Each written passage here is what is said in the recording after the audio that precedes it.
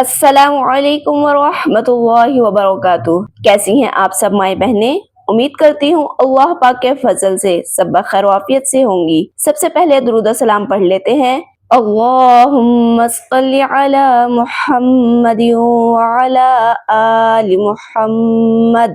دعا ہے کہ اے مالک کائنات، بے شک ہم تجھ سے بہترین چیزوں کا سوال کرتے ہیں، بہترین دعا کا، بہترین نجات کا، بہترین عمل کا، بہترین زندگی کا اور بہترین موت کا سوال کرتے ہیں۔ ہم سب کو بخش دے، ہماری خطاؤں کو معاف فرما، ہمیں ہر شر سے محفوظ فرما، آمین یا رب العالمین۔ حدیث میں ہے، نبی اکرم صلی اللہ علیہ وآلہ وسلم نے ارشاد فرمایا، جس نے اللہ کی کتاب کا ایک حرف پڑھا تو اس کے لیے ایک نیکی ہوگی اور ایک نیکی 10 نیکیوں کے برابر ہوتی ہے۔ میں یہ نہیں کہتا کہ الف لام میم ایک حرف ہے، بلکہ الف ایک حرف ہے، لام ایک حرف ہے اور میم ایک حرف ہے، یعنی صرف الف لام میم پڑھنے سے 30 نیکیاں حاصل ہو جاتی ہیں۔ ماشاء اللہ، سبحان اللہ۔ یعنی اگر ہم روزانہ قرآن کریم کو تجوید کے ساتھ صحیح تلفظ سے اس کی تلاوت کریں گے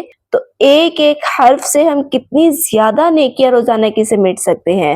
بے شک اس رب نے ہماری بخشش کے بہت چھوٹے چھوٹے ایسے اسباب بنائے ہیں جن پر عمل کر کے ہم اپنی دنیا و آخرت دونوں کو بہتر بنا سکتے ہیں۔ چلیں سبق شروع کرتے ہیں۔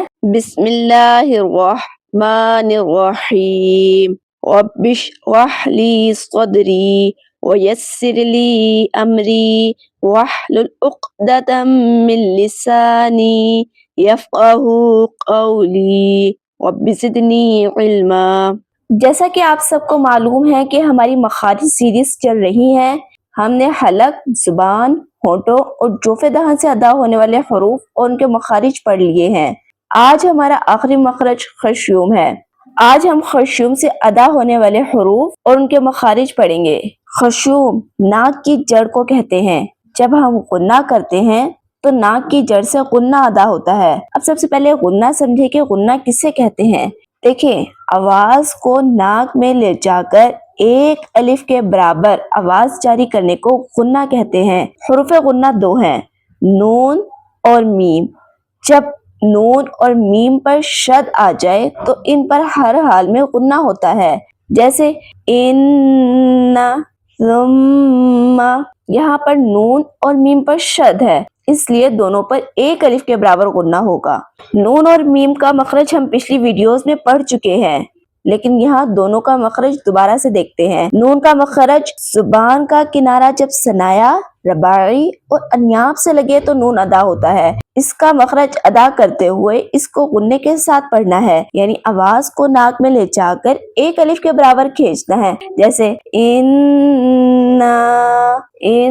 انہم، الناس میں نون پر غنے کی آواز ناک میں جا رہی ہے، یہ آواز خشیوم سے ادا ہو رہی ہے۔ اسی طرح میم کا مخرج دیکھتے ہیں، دونوں ہونٹوں کے بیرونی خشکی والے حصوں کو ملانے سے میم ادا ہوتا ہے۔ جب میم پر شد آ جائے تو مخرج کو مد نظر رکھتے ہوئے میم کی آواز کو ناک میں لے جا کر غنہ کرنا ہے، جیسے عم، ثم، اللہم۔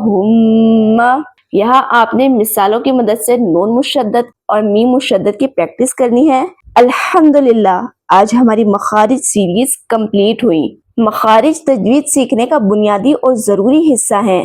جو چینل پر نئے ہیں ان سے گزارش کرنا چاہوں گی وہ تمام پچھلی ویڈیوز ضرور دیکھیں جن میں ہر حرف کا مخرج تفصیل سے مثالوں کے ساتھ سمجھایا گیا ہے، تاکہ آپ کو قرآن پاک تجوید کے ساتھ سیکھنے میں آسانی ہو سکے۔